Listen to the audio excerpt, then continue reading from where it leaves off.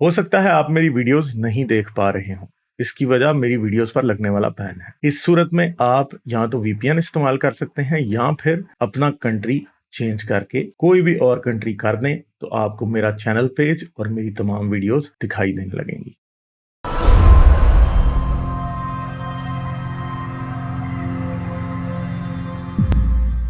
जकीम खान से बात करते हैं। हेलो।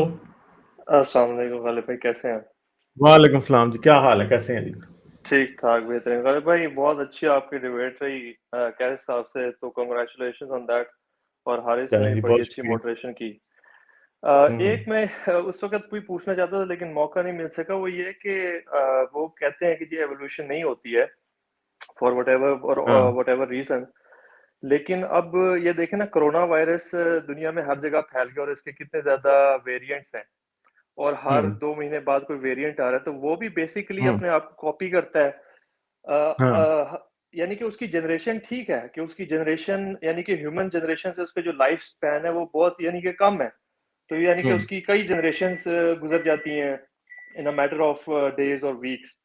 तो लेकिन वो उससे एनालॉजी तो ड्रॉ की जा सकती है ना, कि भाई वो भी तो यानी कि म्यूटेट हो रहा है एट सर्टेन रेट, और यही तो इसी बात वजह है से ना उसकी। कि जी। कोविड की म्यूटेशन जो है वो अभी यानी कैसर साहब ने वो एक टेबल दिखाया कि म्यूटेशन जो है 15 बिलियन ईयर्स में एक बार हो सकती है, 2 बार हो सकती है बस।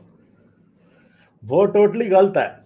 तो चलें थोड़ी सी, क्योंकि बार बार ये बातें आती रहनी हैं, तो मैं थोड़ा सा आप लोगों को समझाता हूँ। मैंने आज अपनी टैब वापस क्योंकि मैंने लगाई और मैंने कहा चलें आप लोगों से अब थोड़ी थोड़ी ये बातें दोबारा से शुरू करते हैं, और साइंस कहानी पे भी करेंगे और इधर भी करते हैं कि म्यूटेशन असल में होती क्या है। ठीक है।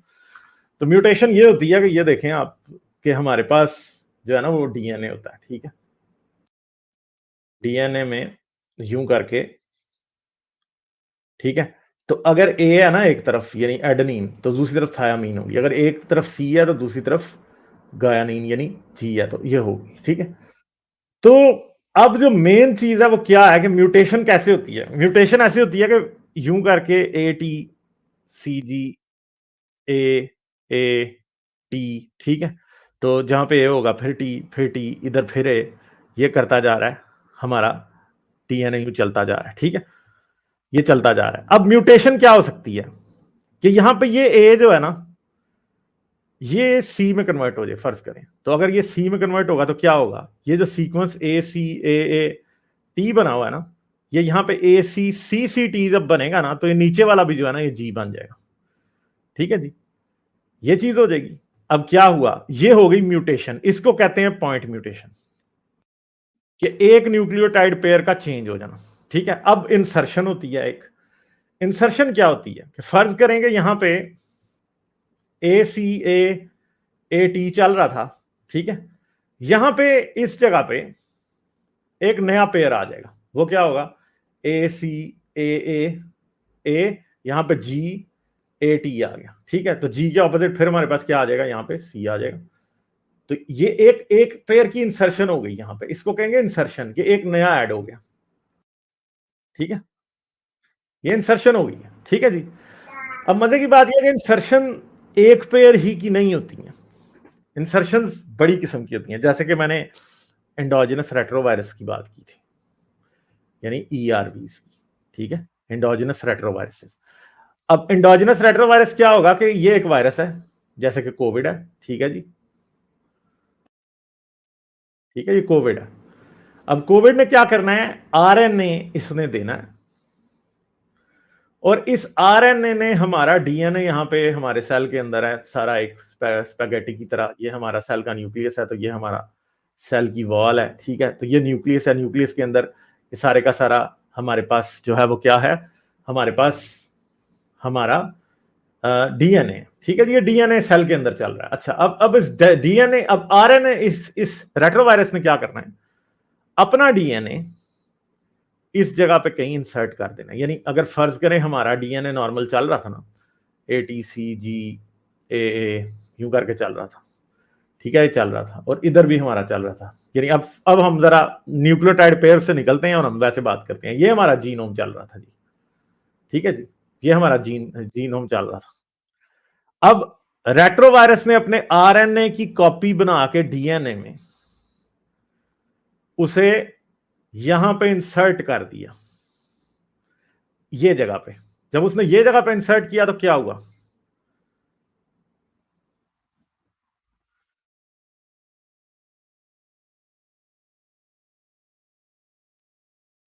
ये हमारे पास डीएनए के अंदर, जीनोम के अंदर एक नया मटेरियल आ गया जो कि वायरस का डीएनए। ठीक है, ये नया मटेरियल आ गया। अब ये इंसर्शन है एक किस्म की, और ये इंसर्शन कितनी बड़ी हो सकती है, जितना कोविड का या किसी भी वायरस का डीएनए बड़ा है, जितना भी उसका जीनोम है, उसका जीनोम 1 लाख पेयर्स का भी हो सकता है, न्यूक्लियोटाइड पेयर्स का। ठीक है, उसका 1 लाख न्यूक्लियोटाइड पेयर्स का भी हो सकता है। यानी यहां पे, जहां पे डीएनए नहीं था, यानी फर्ज करें यहां पे ए था आखिरी और यहां पे जी था, ठीक है, दरमियान में ये सारा नया डीएनए जो डला है, इसके अंदर ए टी सी जी ये मल्टीप्लाई बाय 100,000 टाइम्स ये डीएनए हमने नया दे दिया यहां पे डीएनए। ठीक है, तो क्या हुआ है, अब ये भी एक म्यूटेशन है जो कि नया डीएनए यहां पे ऐड हो गया है ये जगह पे। ये एक म्यूटेशन है, असल में ये एक म्यूटेशन है। ठीक है, मगर कैसर साहब समझते थे कि सिर्फ और सिर्फ पॉइंट म्यूटेशन होती है, यानी ये वाली जो मैं कह रहा था, पॉइंट म्यूटेशन के ए जो है वो सी में कन्वर्ट हो जाता है, और ये बहुत मुश्किल से होती है, यानी 15 बिलियन ईयर्स में एक बार। तो मसला ये है कि ये जो नया डीएनए यहां पे इंसर्ट हो गया, क्या ये म्यूटेशन नहीं है? फिर दूसरी तरफ इसके अलावा भी कई किस्म की म्यूटेशन होती हैं, जैसे कि हमारे पास एक जीन है, कोई भी इंसान का जीन है जी, ठीक है, ये जीन यहां पे हमारे पास है। ठीक है, ये हमारा जीन है, यहां पे एक फर्ज कर लेंगे हमारा NC1R जीन है। ठीक है, जो किस चीज के लिए रिस्पॉन्सिबल होता है कि हेयर कलर क्या होगा। ठीक है जी, अब मजे की बात यह है कि जीन डुप्लीकेशन भी होती है इंसान के जीनोम के अंदर। तो क्या होगा, ये सेल डिवाइड हुआ दोबारा से, और अब हमारे पास नया जीन आ गया। कैसे कि यही जो जीन है इसकी एक और कॉपी यहां पे हो गई, 1 से 2 कॉपीज बन गई। कैसे, एक कॉपी ये है एग्जैक्टली और एक कॉपी और बन गई, इसे कहते हैं डुप्लीकेशन। ये भी एक म्यूटेशन होती है। ठीक है जी, डुप्लीकेशन भी एक म्यूटेशन होती है, और इंसान के पास कोई जीन ऐसा नहीं है जिसकी 1 से कम कॉपीज, 1 से ज्यादा कॉपीज ना हो। मोस्टली जितने भी जीन्स हैं इंसान के जीनोम में, चाहे वो बालों के लिए है, चाहे वो हेयर, चाहे वो आंखों के कलर के लिए है, चाहे वो किसी भी चीज के लिए है, उसकी 1 से ज्यादा कॉपीज आपके और मेरे जीनोम के अंदर एग्जिस्ट करती हैं। ठीक है, और ये डुप्लीकेशन के जरिए कॉपीज होती हैं। जब डुप्लीकेशन होती है तो ये जीन जो है ना, जो पहले ये एक्टिव था, ठीक है, अब इसकी एक कॉपी एक्टिव होगी, मगर दूसरी जो हो जाएगी ना, उसे सूडो जीन कहेंगे। सूडो जीन्स को मैंने उस दिन कवर नहीं किया था, मगर मैं बताऊंगा कि ये क्या होते हैं। अब हर जीन की एक्टिविटी के लिए ना उसके करीब ही एक एरिया होता है, एक करीब एक एरिया होना चाहिए जिसको क्या करते हैं, वो एरिया इधर कहीं एग्जिस्ट करता है जीन के पास ही, जिसे कहा जाता है जीन कंट्रोलर। ठीक है, ये तो इसने और ही कलर दे दिया, जीन कंट्रोलर। ठीक है, ये जो जीन कंट्रोलर होता है ना, इसका काम होता है कि इस जीन को टर्न ऑन करेगा या नहीं करेगा। अच्छा, अब जब जीन की सूडो कॉपी क्रिएट होती है तो लाजमी नहीं है कि उसके साथ जीन कंट्रोलर भी हो। ठीक है, यहां पे जीन कंट्रोलर मिसिंग होगा, तो सूडो कॉपी जो होगी ना, असल में वो कभी भी एक्टिवेट नहीं होगी, वो क्या होगी, हमेशा डॉर्मेंट रहेगी ये कॉपी, ये वाली जीन। अब प्रॉब्लम यह है कि जो कॉपी कभी भी डॉर्मेंट, जो डॉर्मेंट रहेगी, उसका मतलब क्या है कि ये प्रोटीन नहीं बना रही। ठीक है, नो प्रोटीन, ये प्रोटीन बना रही है। ठीक है, ये प्रोटीन नहीं बना रही है वाली कॉपी। जब ये प्रोटीन नहीं बना रही ना, तो इसका मतलब है कि इसका हमारे ऊपर कोई इफेक्ट नहीं हो रहा। अब प्रॉब्लम यह है कि फर्ज करें एक्टिव जीन के अंदर 2 जीन्स हैं, एक ही जीन है, उसकी एक एक्टिव कॉपी है ये वाली, और एक इनएक्टिव कॉपी है जो कि नहीं काम करती। अब प्रॉब्लम यह है, जीन कितना लंबा हो सकता है, ये जीन 10 लाख न्यूक्लियोटाइड पेयर्स का भी हो सकता है। ठीक है, 1 मिलियन का, सही है। अब मगर बहुत से जीन्स ऐसे भी होते हैं जो कि बहुत छोटे होते हैं, सही है, उनकी प्रोटीन्स भी छोटी छोटी होती हैं। हो सकता है ये ऐसा भी हो सकता है कि ये जीन सिर्फ 100 न्यूक्लियोटाइड पेयर्स का हो। ठीक है, सही है। अब प्रॉब्लम ये है कि जो एक्टिव जीन है ना, अगर इसमें म्यूटेशन हुई, इसमें कोई म्यूटेशन हो गई, तो क्या होगी, वो यहां तो जीन को तोड़ सकती है, ब्रेक कर सकती है, जो कि ज्यादा म्यूटेशंस जो होती हैं वो हैजर्डस होती हैं, वो जीन के फंक्शन को ब्रेक कर देगी। जब वो जीन के फंक्शन को ब्रेक करेगी तो उसकी वजह से जो भी ऑर्गेनिज्म होगा उसके ऊपर क्या होएगा, उसको डिसएडवांटेज मिलेगी और वो ऑर्गेनिज्म ज्यादा रिप्रोड्यूस नहीं कर सकेगा। इसलिए क्या होगा कि वो जिसके अंदर हार्मफुल म्यूटेशन हुई है वो सर्वाइव ही नहीं करेगा बेचारा। तो ये जो हार्मफुल म्यूटेशन है ये नेगेटिवली सिलेक्ट होके असल में ऑर्गेनिज्म के जीन पूल से निकल जाएगी। जीन पूल क्या होता है? जीन पूल जो होता है ना, अब इंसानों का जीन पूल क्या है? हर इंसान, सब इंसानियत के पास जितने भी जीन्स हैं वो सब इंसान का जीन पूल कहलाता है। यानी टोटल जीन्स जो है हमारे पास, यानी आप में, मुझ में, अफ्रीकन में, एशियंस में, सब में जो मिला के जीन पूल होता है ना, वो जीन पूल होता है। ठीक है, सब इंसानों के जीन्स जिसके होंगे, ऑल ह्यूमन जीन्स, वो होगा जीन पूल। ठीक है जी। तो अब क्या होता है कि ये जो हार्मफुल म्यूटेशन थी ना, ये एक वक्त तो जीन पूल में थी कि कुछ इंडिविजुअल इसको कैरी करते थे। ठीक है, मगर क्या हुआ कि जब उसके नेगेटिव इफेक्ट्स उन इंडिविजुअल्स पे आने लगे तो वो इंडिविजुअल्स रिप्रोड्यूस किए बगैर मर गए, या फिर उन्होंने रिप्रोड्यूस किया भी तो बाद में उनका जीन नेगेटिवली सिलेक्ट हो गया और वो जीन पूल से निकल गया। ठीक है, मगर दूसरी तरफ ये वाला जीन है जिसने ना आपको एडवांटेज देनी है ना आपको कुछ करना है। ठीक है, ये फ्री टू म्यूटेट है, इसको ये चाहे म्यूटेट करता रहे ना, कोई प्रॉब्लम नहीं है, फ्री टू म्यूटेट है। ठीक है, अब क्या होता है कि इस जीन में फिर म्यूटेशन, जो कॉपी सूडो कॉपी होती है, इसमें म्यूटेशंस हो जा रही हैं, इसमें पॉइंट म्यूटेशंस हो जा रही हैं। ठीक है, over the course of millions of years इसमें पॉइंट म्यूटेशन हो जा रही है। अब पॉइंट म्यूटेशन क्या करेगी, आहिस्ता आहिस्ता इसको बदलते बदलते एक दिन ऐसा भी हो सकता है कि किसी वजह से ये एक्टिव भी हो जाए दोबारा से। एक्टिव होगा तो इसका नेगेटिव इंपैक्ट भी हो सकता है, पॉजिटिव भी। अगर नेगेटिव होगा तो फिर जीन पूल से निकल जाएगा। ठीक है, अगर पॉजिटिव होगा तो जीन पूल के अंदर सेलेक्ट होके ये सूडो जीन भी दोबारा से जीन बन सकता है। ठीक है, तो हम अगर देखें तो हमारे पास बहुत से जीन्स ऐसे हैं जिनकी बहुत सी कॉपीज हैं। जैसे कि हमारे पास अगर हम देखें ग्लोबिन जीन, जो कि हीमोग्लोबिन वाला जीन होता है। ठीक है, हीमोग्लोबिन का जो जीन है उसे कहा जाता है ग्लोबिन। उसकी हमारे पास 13 कॉपीज हैं। उसकी हमारे पास 13 कॉपीज हैं जी। ठीक है, 13 कॉपीज हैं उसकी। क्यों है 13 कॉपीज? उसकी एक बड़ी सिंपल सी वजह। कैसे? क्योंकि ये सब कॉपीज एक ओरिजिनल कॉपी से ही मान के मिलके बनी है। इनमें से कुछ जो है वो जीन्स हैं और कुछ सूडो जीन्स हैं। जैसे अब ये जो रेड वाले हैं ना, इनको मैं सूडो जीन्स के तौर पे बना रहा हूं। ठीक है, ये सूडो जीन है। 4 कॉपीज हमारे पास सूडो जीन की हैं। ठीक है, और ये जो ब्लू वाली मैंने बनाई है ना, ये तब एक्टिव होती हैं जब इंसान मां के पेट में होता है। 6 कॉपीज तब एक्टिव होती हैं जब इंसान मां के पेट में होता है, और सिर्फ 3 कॉपीज ऐसी हैं जो तब एक्टिव होती हैं जब इंसान जवान होता है। 4 कॉपीज ऐसी होती हैं। ठीक है, 3 अच्छा, सूडोजीन्स हैं। कंडीशनल एक्टिवेशन भी होती है इनमें? नहीं, असल में ये एक ही जीन से मल्टीप्लाई होकर बनी है। ये हुई है डुप्लीकेशन के जरिए 13 कॉपीज बनी है। इनमें से कुछ सूडो जीन्स हैं, कुछ एक्टिव जीन्स हैं। कुछ ऐसे जीन्स हैं जो कि जब इंसान मां के पेट में होता है तब एक्टिव होते हैं, जो कि 5 ऐसे जीन्स हैं। 4 ऐसे हैं जो कि एडल्ट में एक्टिव होते हैं। ठीक है, यानी ये सारे के सारे एक ही जीन से कॉपी होके बने हैं, मगर ये काम थोड़ा थोड़ा, रिलेटिवली थोड़ा थोड़ा डिफरेंट करते हैं। ठीक है, तो ये सब म्यूटेशंस हैं।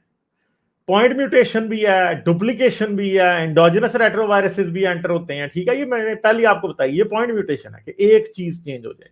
इंसर्शन है कि एक नया पेयर ऐड हो जाए। ठीक है, फिर ये भी इंसर्शन है कि पूरा का पूरा वायरस का डीएनए आगे आपके जीनोम के अंदर घुस जाता है।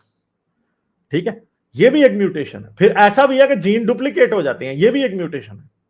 ठीक है, फिर आपके पास ऐसी भी म्यूटेशन है कि डुप्लीकेटेड जीन्स में म्यूटेशन हो के वो आपको बेनिफिट प्रोवाइड करने लग जाते हैं और वो भी जीन बन जाते हैं।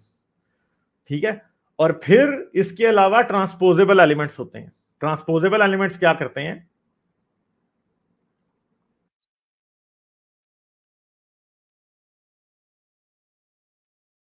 जीन के कुछ ऐसे पोर्शन होते हैं कि जो कि अपनी कॉपीज क्रिएट किए जाते हैं।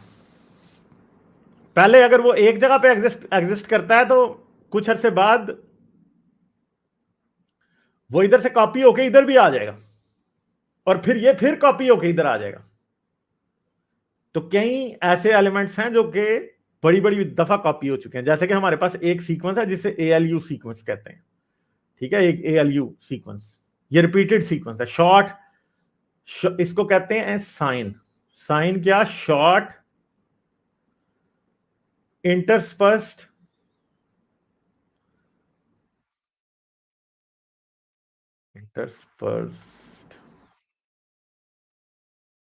न्यूक्लियर एलिमेंट्स, ठीक है। अब ये जो ALU है ना, हमारे जीन में 1 मिलियन बार एग्जिस्ट करता है। ये ALU एलिमेंट्स जो हैं ये 10% है हमारे टोटल जीनोम का। ये अपने आप को कॉपी पे कॉपी तैयार किए जाता है। जब ये जीन में है ना, एक कॉपी इसकी पहले थी ना, फिर इसने दूसरी बना दी, दूसरी के बाद तीसरी बना दी, चौथी बना दी। 1 मिलियन कॉपीज हमारे जीनोम के अंदर एग्जिस्ट करती हैं ALU एलिमेंट। तो ये जब जब डिवाइड होते जाते हैं, नई नई बनती जाती हैं। तो ये म्यूटेशंस एक ऐसी चीज है कि ये हर वक्त होती हैं। ऐसा नहीं, आपके और मेरे सेल्स में भी 10 म्यूटेशंस हो चुकी हैं, ठीक है, जिनका हमें पता भी नहीं होगा। सही है। तो म्यूटेशन एक बहुत ही आम सी बात है। अगर कोई ये कहे कि जी म्यूटेशन बड़ी रेयर है और 15 मिलियन साल में नहीं होती, तो उस गधे को फिर ये बताना पड़ेगा कि ये डुप्लीकेशन भी रोज होती है, ठीक है, आमतौर पे होती है। फिर इसके बाद फ्यूजन और फिजन और वो सारी म्यूटेशंस, वो फिर एक और चीज है। मैंने म्यूटेशन पे पूरी एक्सट्रीम करनी है, जो कि मेरे ख्याल में संडे को करूंगा साइंस कहानी के चैनल पे, तो उसको जरूर आप देखिएगा, ठीक है। तो ये कहना कि म्यूटेशन नहीं होती, असल में बेवकूफी की निशानी है, कम इल्मी की निशानी है कि बंदा ये कहे कि म्यूटेशन नहीं होती। ठीक है, म्यूटेशंस तो होती हैं, म्यूटेशंस तो एवरीडे में होती हैं। अब कोविड क्यों म्यूटेट कर रहा है? कोविड की म्यूटेशन का मतलब है कि पॉइंट म्यूटेशंस हुए जा रही हैं, और कैसर साहब के मुताबिक 15 बिलियन साल में एक बार म्यूटेशन होती है। तो भाई फिर हमें बताएं, फिर ये कोविड क्यों म्यूटेट हो रहा है? एग्जैक्टली। या तो आप माने कि नहीं कोविड म्यूटेट होता, आप कहें कि कोविड नहीं म्यूटेट हो रहा, ठीक है। तो असल में कैसर साहब ने उस दिन अपनी बात बताई नहीं। असल में मसला ये था कि वो, उनका जवाब असल में ये होता कि अल्लाह म्यूटेट कराता है, बस, जो कि काफी स्टूपिड बात। हाँ। जी, वो कहना मेरे ख्याल यही चाहते थे, और उन्होंने बड़ा ही कोई सिलेक्टिव एविडेंस पेश किया है। मतलब जो आपने बेसिकली जो फ्यूजन वाली भी बात की, और ये कि जो चिम्प्स, जो हमारे एंसेस्टर्स, हाँ, फ्यूजन वाली बात भी उनको समझ नहीं आई, फ्यूजन वाली बात भी उनको समझ नहीं आई। चलें हम दोबारा जरा व्हाइट बोर्ड को पुल अप करते हैं, ताकि जरा थोड़ा दोबारा से बताएं, क्योंकि फ्यूजन क्या है। तो जरा फ्यूजन को भी हम बता देते हैं। कैसर साहब ने जो ताज़ा तरीन एतराज़ किया है, गालिब साहब ने फ्यूजन के बारे में जो बात बताई है वो गलत है, तो जरा उसको भी जज कर लेते हैं कि मैंने जो गलत बताया वो क्या बताया। ठीक है, तो ये हमारा क्रोमोसोम 2 है जी।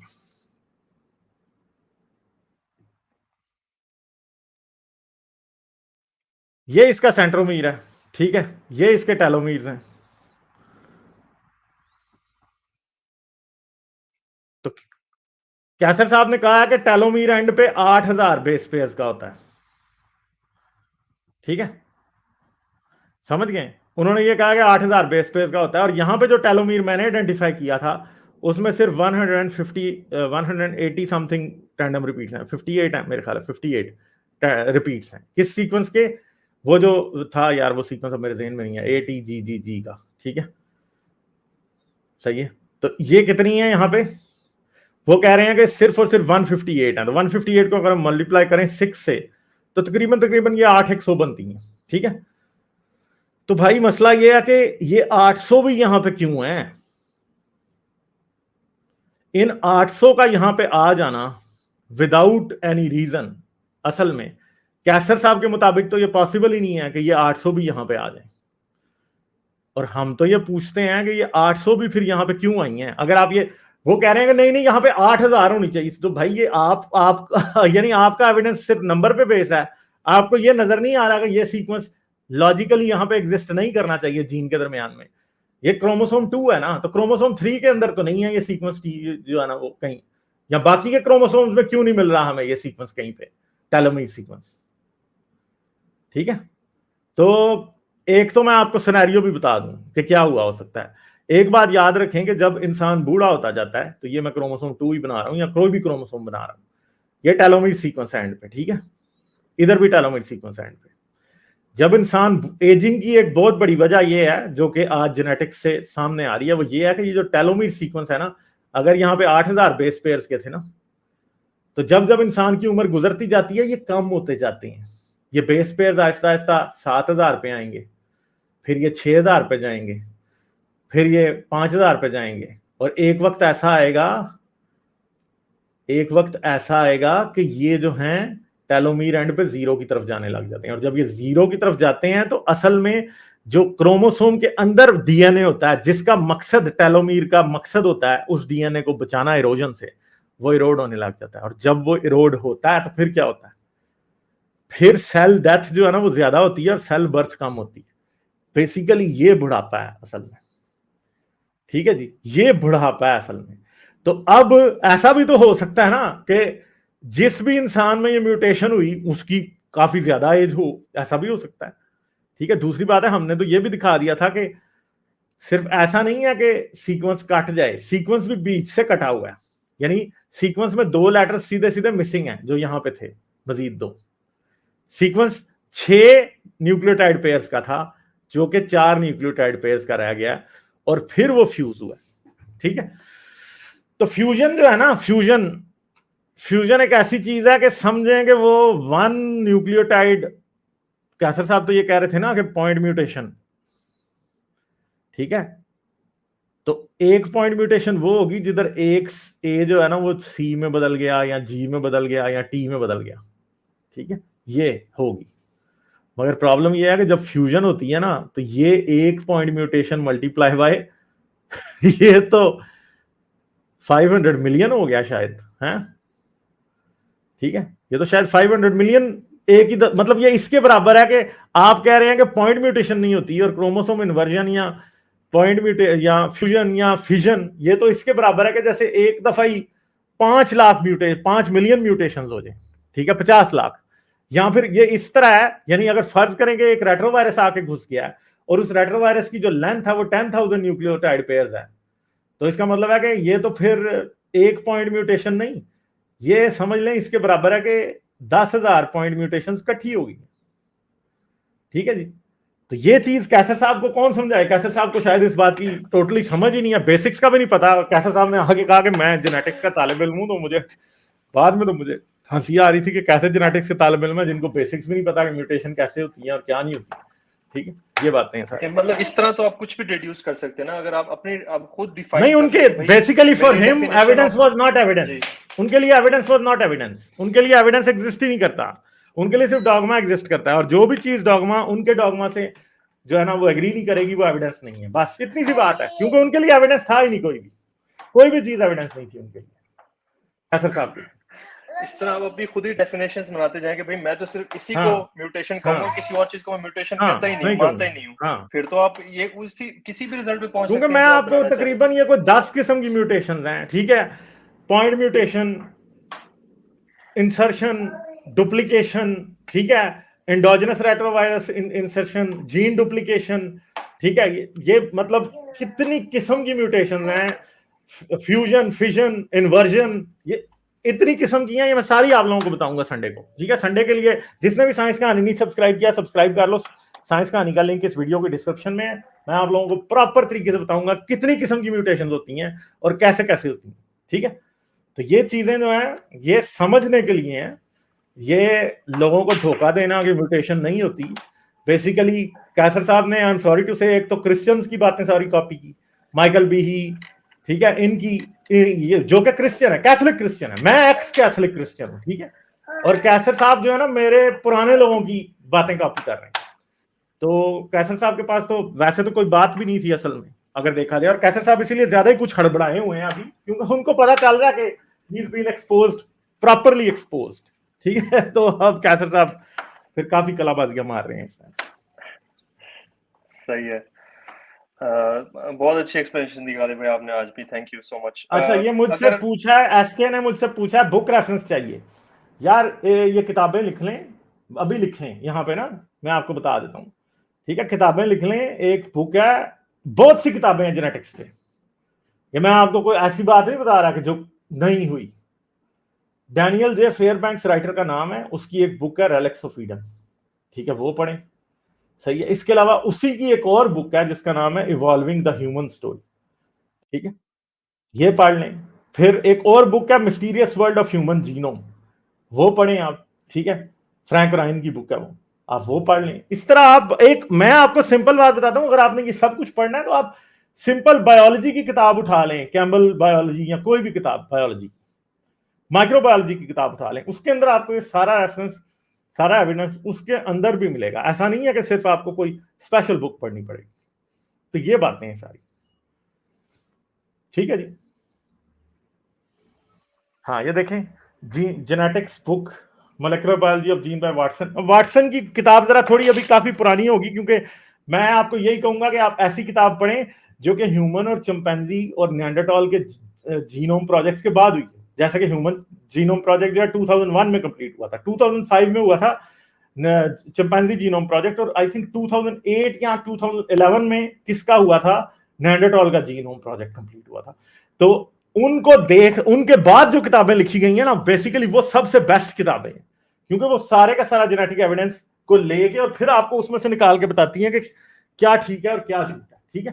तो ये आपने करना है बेसिकली। तो किताबें आप पढ़ सकते हैं, किताबें पढ़ना कोई प्रॉब्लम नहीं है। आप आराम से किताबें आप देखें, आप पढ़ते जाएं, आपको खुद जो बातें मैं कह रहा हूं वो आपको आराम से नजर आएंगी, और किसी को आपको सिखाने की जरूरत नहीं है। अगर आपको ये लगे कि जी क्या होता है, तो ये आप कर सकते हैं, नो प्रॉब्लम एट ऑल, ठीक है। सही हो गया, चलें, ठीक है ज़कीम, और कोई बात? और एक सवाल मेरा और था, लेकिन टॉपिक थोड़ा चेंज हो जाएगा, अगर आप चाहें तो मैं सवाल कर सकता हूँ। अच्छा, कर लें, कोई बात नहीं। वो ये कि आपने कोई इस पे भी शायद पता नहीं मुझे वीडियो की है या नहीं है, बेसिकली जो नफ्सियात होती है, साइकोलॉजी ऑफ थीइज्म जो होती है, कि ऐसे कौन से नफ्सियाती अवामिल हैं एवोल्यूशनरी पॉइंट ऑफ व्यू से भी और कल्चरल और सोशल पॉइंट ऑफ व्यू से भी, कि जो इंसानों को मजबूर करते हैं, या उसका उन चीजों का इनएविटेबल कॉन्सिक्वेंस है कि हम बिलीवर्स बन जाते हैं, या मोस्टली पॉपुलेशन में बिलीवर्स हमें देखने में आते हैं। तो इसके बारे में आपको क्या ख्याल है? हाँ, वो है, मगर अब जारी बात है, उस पर फिर कभी फिर बात करेंगे। मगर मेन बात यह है कि आई थिंक के वो सेल्फिश जीन किताब मैंने पढ़ी थी, कोई आज से 10 से 11 साल पहले, 12 साल पहले की बात है। तो उस वक्त सेल्फिश जीन से एक बात मुझे समझ आई थी, वो रिचर्ड डॉकिंस जो है वो मीम की बात भी करता है कि माँ बाप बच्चों को बातें सिखाते हैं, दाने दादे सारे ये बातें सिखाते हैं, ठीक है। तो वो चीजें भी होती हैं, ठीक है, तो उनको भी जहन में रखना जो है वो होता है। तो मैं इस पे कभी बात करूंगा, लंबा आंसर है इसका, अभी मैं नहीं करता, फिर ठीक है, फिर नेक्स्ट टाइम करेंगे बात है। ठीक है जी, ठीक है, जरूर। चलें, ठीक है, okay, bye bye bye. Like, share और सब्सक्राइब करना मत भूलें। इसके साथ साथ आप मेरे चैनल को पेट्रियन पर सपोर्ट कर सकते हैं। पेट्रियन का लिंक वीडियो की डिस्क्रिप्शन में है।